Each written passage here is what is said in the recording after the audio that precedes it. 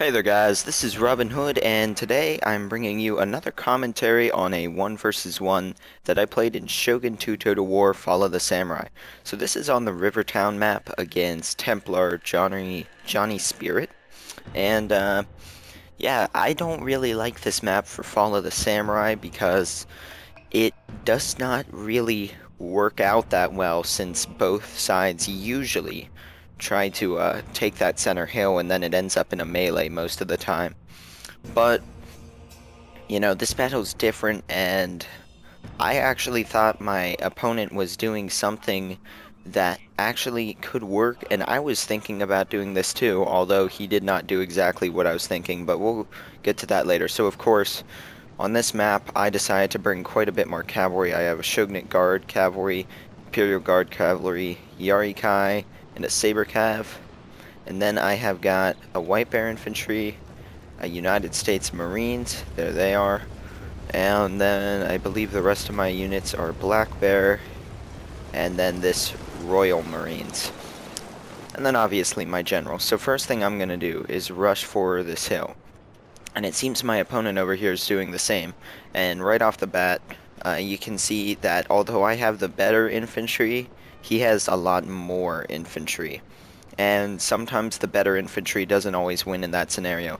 It does in this game. It does not matter if you have the best unit in the game.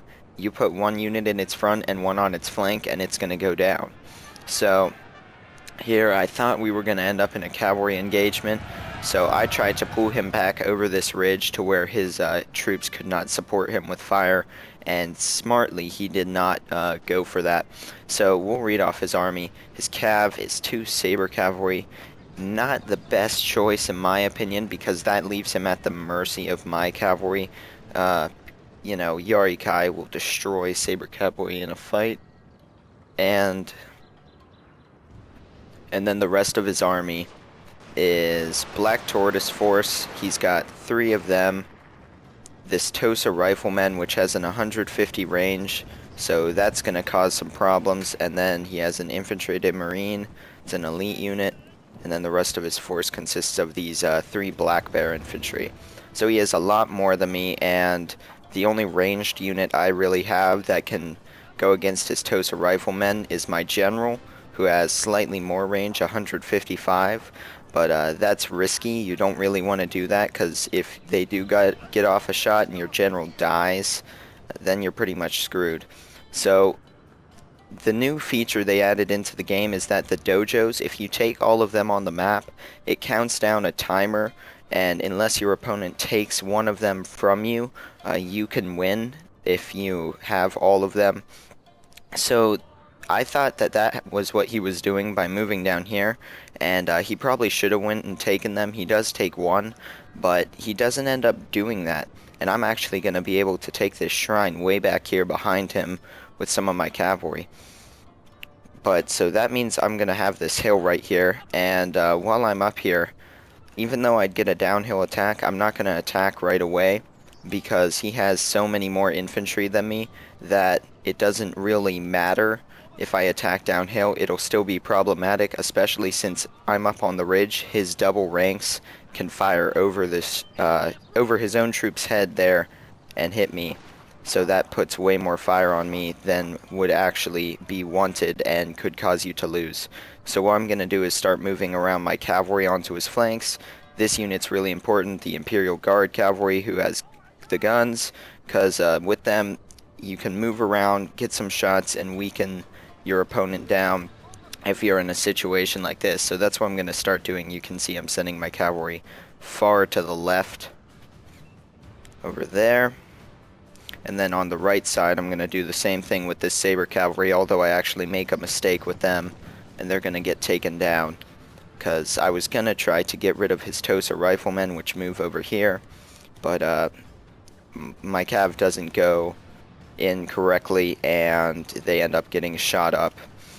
So they're not going to do much this battle, but over here you can see moving in, firing a shot with these guys, dealt quite a bit of damage right here, and then pulling back out of his range before he can fire, and just do a lot of that. So now he's facing this way, So over here is where I'm clear to shoot without being shot at, and I'm going to do that too. So, you know, you just have to look at things like that. And here you can see my men shooting again. Although for some reason they just randomly stopped. And I have to order them forward before they fire again. I think it might be because they're doing this little glitch here where they do not fire. And then I have my Yarikai far out on the left, just if there's an opportunity I was going to charge in. So, let's see. His Tosas are right here. And once again, they have the 150 range, which is a lot longer than my 125. And I do not have the extended range yet on the Marines or the Royal Marines. So, the good thing for me is, one, I am uphill and I am also in the forest. Now you would think that because he has this longer range unit and can just slowly pick me apart that I would have to attack. But when you look at it, he gets one really nice volley, but besides that, I just kind of move behind the hill to where he can't shoot me without coming all the way up the hill due to line of sight. And it doesn't matter that I took those few losses, because in the end it's not that damaging, and you don't want to rush into an attack because of it. But once again, over here you can see I got a few more shots off from these wounded men with my cavalry, and they're just running around back here. And I was trying to get around with these Yarikai to his general and his saber cav, but that's not going to happen. Not at this point, at least.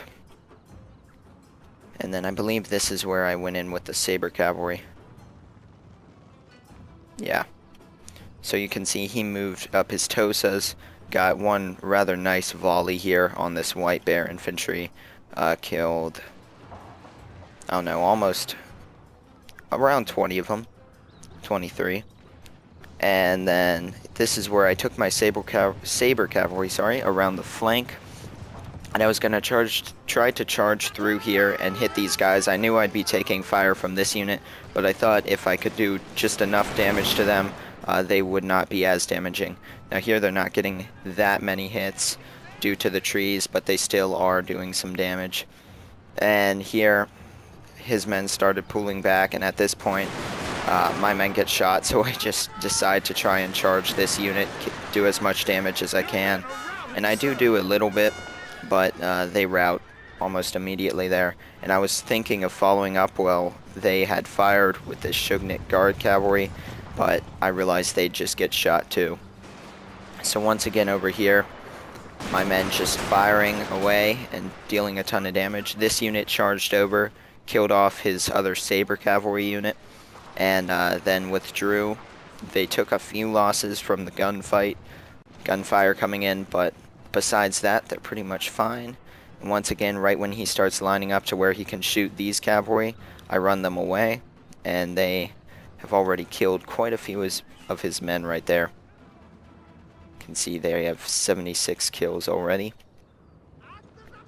So once again, I'm just using the line of sight. As you can see, these men can't be shot by his rifles down below because this massive hill is in the way. And I want to get rid of these units and do some damage with my cavalry before I attack downhill. Because right now he has nothing to counter this unit, so I'm going to use as much of its ammo as I can and weaken this flank before I actually go down. You know, you don't always have to attack immediately. And sometimes you don't have to attack, but I prefer to. So over here on the right I have my Shugnit Guard cavalry. I positioned them over here where they couldn't be shot unless he turned, and then I'd pull them away. But I was hoping to maybe get another charge over here. And right here I did fire off a volley with my general, but I did not lose anyone, and I killed like 9 of his men. So it was a decent volley. My general has 5 more range than him, so you really have to be careful with that if you have the gun general. Once again over here, just slowly cutting down this unit, and he's watching the left flank, or his left flank over here. As you can see, he's moving his cavalry and his rifles around. So that means he's not over here. It's going to allow me to shoot up most of this unit. You can see its flank is just being shot down. And there goes those men. And then once again, right when he starts to turn this unit, I pull away my cavalry. Sadly, he does get 2 kills there, but that's nothing much really at all. Actually, you got a few more right here. Still, it's still almost a full unit. It still can be very damaging. And then over here, I got in a charge on his flank with these Yarikai. And it looks like he's turning this unit to come fight them. So I'm going to pull these guys away. Although they are going to lose some men as they run away here. And it looks like they're going to rout, but they're not. So what I'm going to do is run them over this way and dismount and capture the shrine, which he should not have let happen. He should have sent back an infantry unit, which he does. But my Shogunate Guard Cavalry is going to mess all of that up. So right here he has his last Saber Cavalry unit lining up. Once again on the hill over here, my men are just sitting right behind his rifle's line of sight. As you can see, even right here, they cannot see enough to actually shoot. So it's pretty much rendering this unit worthless until the actual battle begins. And by then, I'll be up in their face and their range won't be a factor. Over here is my Guard Cavalry again, just kind of in a standoff with these guys. And on the left, you can see that my Yarikai are now running over to the shrine. And I was debating on whether dismounting them or not, because of his Saber Cavalry.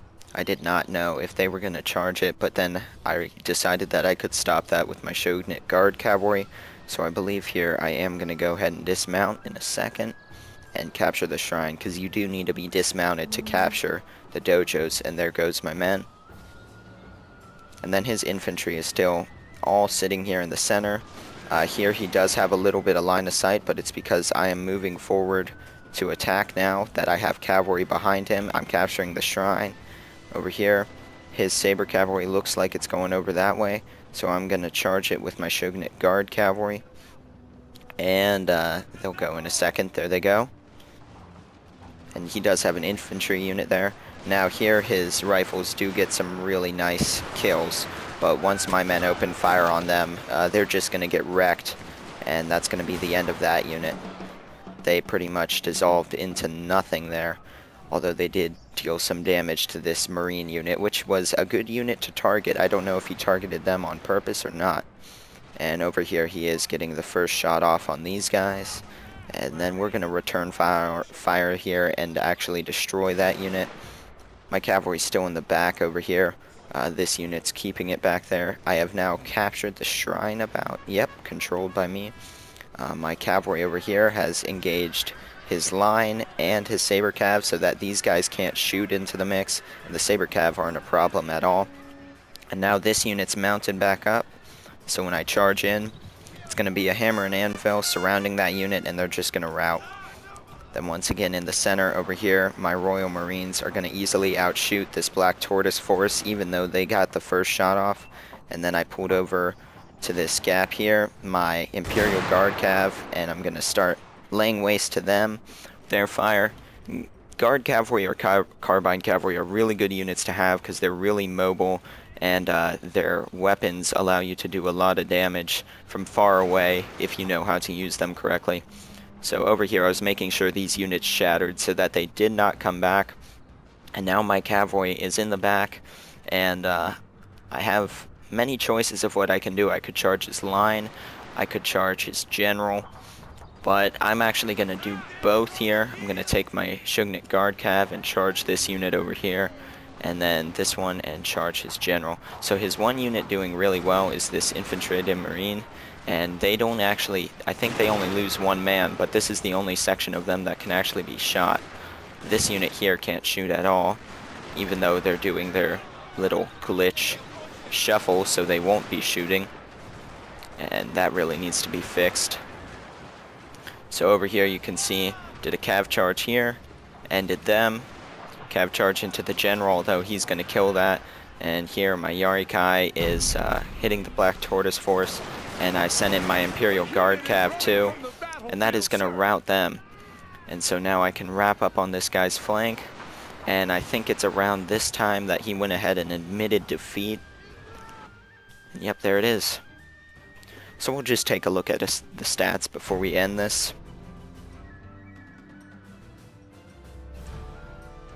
That's pretty much how the battle went. A lot of cavalry maneuvering to pretty much weaken him to the point where his forces would not stand as much of a chance against mine with their double rank fire. And the thing that did that is with my cavalry behind him, he had to turn that back rank around, and with my cav still behind him, he could not turn it back around when the actual engagement started, although I did end up killing it with my cavalry. And he also didn't have enough troops to protect his whole line from my Imperial Guard cav. So there you can see my losses to kills, same with him. And my Imperial Guard cavalry did the most damage, 19 loss, 232 kills. So that just shows their mobility and firepower can be very damaging if used correctly. Then there's the rest of that.